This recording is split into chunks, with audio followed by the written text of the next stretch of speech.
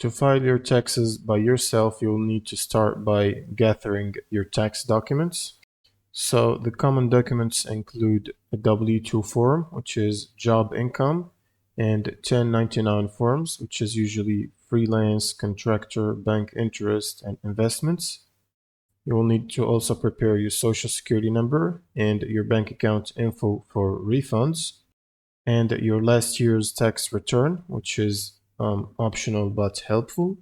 You may also need education expenses or expense form, which is the 1098T, and your health insurance forms, your mortgage interest statements, and charity donation records, if any of those apply to you.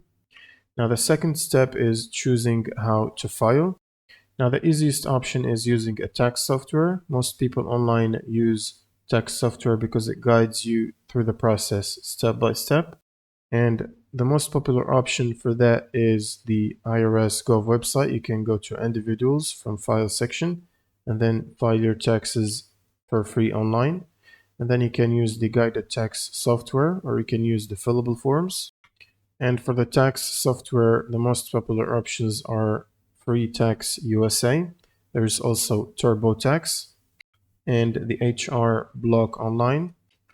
Now, step 3, after choosing a software, you will need to sign up for an account and then enter your personal details, your income, your deductions, tax credits, and upload any documents such as your W-2 form or your 1099 form. And for most people with normal or regular jobs, you'll only need to upload your W-2 form or fill it out on the e-form.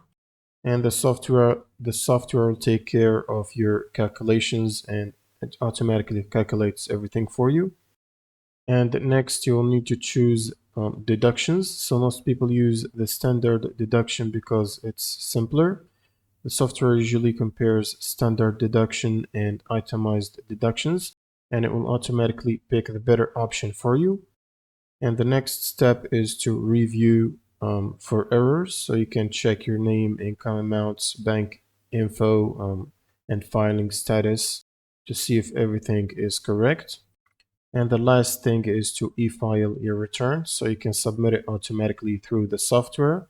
And the IRS usually sends acceptance confirmation within hours and refund within 21 days if using direct deposit.